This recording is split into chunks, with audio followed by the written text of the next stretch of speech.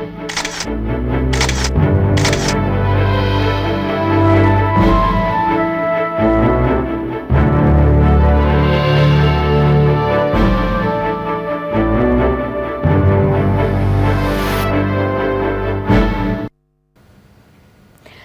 আলাইকুম। শুরু করছি নগর জনপদের খবর। আমি মৃত্তিকা মোস্তফা। এখনকার সংবাদ আয়োজন একই সঙ্গে চ্যানেলের ইউটিউব চ্যানেলে এবং চ্যানেলের ওটিটি প্ল্যাটফর্ম আই স্ক্রিনে লাইভ স্ট্রিম হচ্ছে। যাচ্ছে বিস্তারিত প্রসঙ্গে। কক্সবাজারের উখিয়ায় প্রতিপক্ষের গুলিতে এক রোহিঙ্গা নিহত হয়েছেন। ভোরে উখিয়া উপজেলার ৪ নম্বর রোহিঙ্গা ক্যাম্পের C3 ব্লকে এই ঘটনা ঘটে বলে জানান উখিয়া থানার ওসি শামীম হোসেন। নিহত মোহাম্মদ ইলিয়াস ওই ব্লকের কমিউনিটি নেতা ছিলেন। স্থানীয়রা জানিয়েছেন, ভোরে ১০ থেকে ১৫ জন মুখোশধারী দরজা ভেঙে ঘরে ঢুকে মোহাম্মদ ইলিয়াসের ওপর গুলি চালিয়ে পালিয়ে যায়। ঘটনাস্থলেই ইলিয়াসের মৃত্যু হয়। উখিয়া থানার ওসি জানান, রোহিঙ্গা ক্যাম্পে আধিপত্য বিস্তারের জেরে সন্ত্রাসী সংগঠন আরসার সদস্যরা এই ঘটনা ঘটিয়েছে বলে তথ্য পাওয়া গেছে। জড়িতদের চিহ্নিত করে গ্রেপ্তারে অভিযান চালাচ্ছে পুলিশ।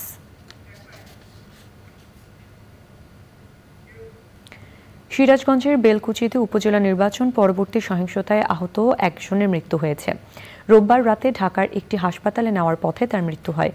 নিহত আব্দুল আলিম বেলকুচি উপজেলা পরিষদ নির্বাচনে মোটরসাইকেল প্রতীকের পরাজিত চেয়ারম্যান প্রার্থী বদিউজ্জামান ফকিরের চাচা। এ ঘটনায় ৩ জনকে আটক করা হয়েছে। তারা হলেন উপজেলার কামারপাড়া গ্রামের চান মিয়া, রাসেল ও আবুল। পুলিশ জানিয়েছে, ৮ই মে নির্বাচনে আমিনুল ইসলাম বিজয়ী হওয়ার পর তার কর্মীরা আব্দুল আলিমের ওপর হামলা চালায়। আহত অবস্থায় তাকে উদ্ধার করে বেলকুচি উপজেলা স্বাস্থ্য কমপ্লেক্সে ভর্তি করানো হয়। অবস্থার অবনতি হওয়ায় তাকে খাজা ইউনুস আলী মেডিকেল কলেজ হাসপাতালে পাঠান চিকিৎসকরা। সেখান থেকে রোববার রাতে ঢাকার একটি হাসপাতালে নেওয়ার পথে তার মৃত্যু হয়। দেশের দীর্ঘতম মেগা প্রকল্প বঙ্গবন্ধু শেখ মুজিব রেলওয়ে সেতুর নির্মাণ কাজ শেষের পথে। ৫০টি পিয়ার ও ৪৯টি স্প্যানের সবগুলি বসানোর কাজ শেষ। চলছে নদীর দুপারে সংযোগ রেলপথ নির্মাণ কাজ। নির্ধারিত সময়ের মধ্যেই রেল সেতু নির্মাণ কাজ শেষ হবে বলে জানিয়েছে প্রকল্প পরিচালক। সিরাজগঞ্জ থেকে ফেরদৌস রবিনের পাঠানো তথ্য ভিডিও চিত্র নিয়ে রাজীব আহমেদের রিপোর্ট। যমুনার বুকে এখন পুরোটাই দৃশ্যমান বঙ্গবন্ধু শেখ মুজিব রেল সেতু। মোট ৪.৮ কিলোমিটার দৈর্ঘ্যের এই সেতুর মূল অবকাঠামোর কাজ প্রায় শেষ। ইতোমধ্যে সবগুলো পিলারের উপর বসানো হয়েছে স্প্যান। ভিয়েতনাম ও মিয়ানমার থেকে আনা বিশেষভাবে তৈরি মরিচারোধী স্টিলের অবকাঠামো দিয়ে তৈরি করা হচ্ছে স্প্যানগুলো। সেতুটি চালু হলে উত্তরবঙ্গের রেল যোগাযোগের ক্ষেত্রে নবদিগন্তের সূচনা হবে। সঠিক সময়ে কাজ করতে পারছি এরকম একটা মেগা প্রজেক্টে, তার জন্য আমরা অত্যন্ত আনন্দিত। ফিনিশিং প্রায় 95% কাজ কমপ্লিট হয়ে গেছে। আমাদের সুপার স্ট্রাকচারের কাজ কমপ্লিট। গুণগত মান ঠিক রেখে দিনরাত কাজ করা হচ্ছে বলে জানান প্রকৌশলীরা। উইদিন 2 উইকস আমরা হয়তো এখানে ব্রিজের যে এক্সপ্যানশন জয়েন্টের কাজ আছে সেগুলো আমরা শুরু করব। ইন দ্য মিন টাইম আমরা সাইট প্রিপারেশনের জন্য যেটুকু স্টেপ নেওয়া দরকার সেই স্টেপগুলো নিয়ে ফেলেছি।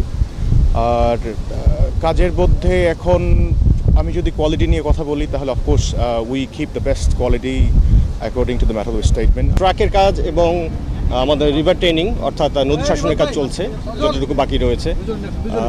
ইনশাল্লাহ যতটুকু কাজ হয়েছে সবই আমরা পরিকল্পনা অনুযায়ী এবং কোয়ালিটিফুলভাবে করতে পেরেছি।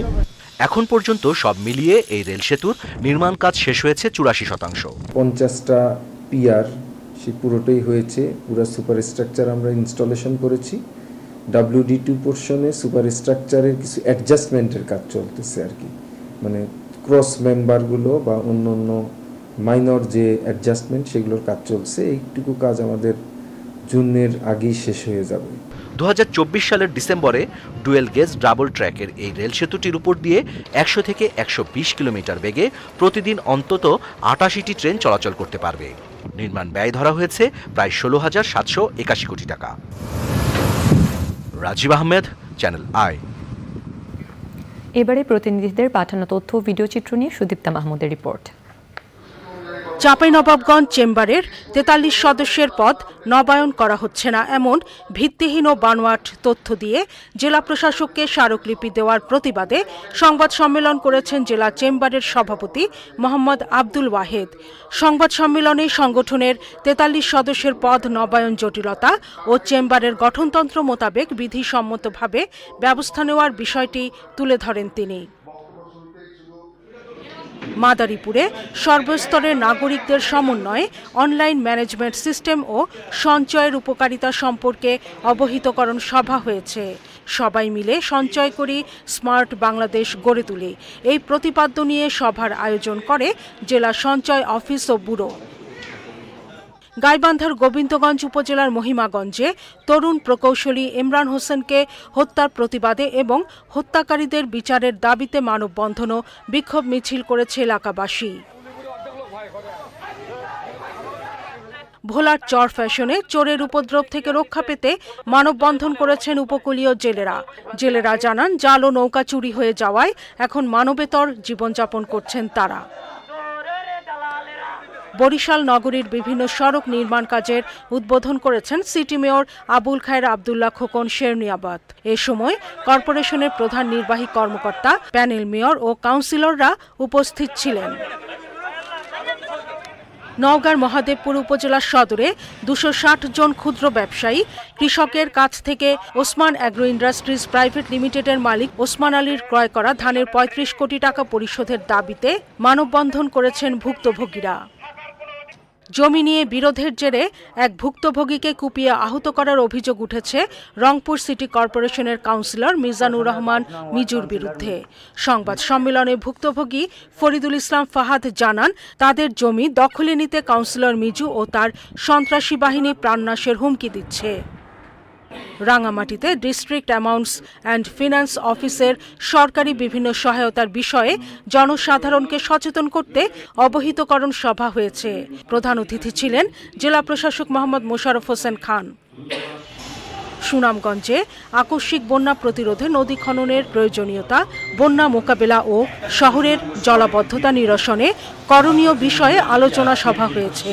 জন উদ্যোগের আহ্বায়ক রমেন্দ্র কুমার দে মিন্টুর সভাপতিত্বে সভায় বক্তৃতা করেন জেলা পানি উন্নয়ন বোর্ডের উপবিভাগীয় প্রকৌশলী মোহাম্মদ শাহজাহান ও অন্যরা। আন্তর্জাতিক নার্স দিবস পালন উপলক্ষে রাঙামাটিতে র্যালি ও আলোচনা সভা হয়েছে। জেনারেল হাসপাতালের উপসেবা তত্ত্বাবধায়ক দীপ্তিরানী চৌধুরীর সভাপতিত্বে প্রধান অতিথি ছিলেন জেলা civil surgeon doctor Nuyen Khisa. Sudipta Mahmud, channel I. দর্শক, এই ছিল নগর জনপদের খবর। সবাইকে ধন্যবাদ।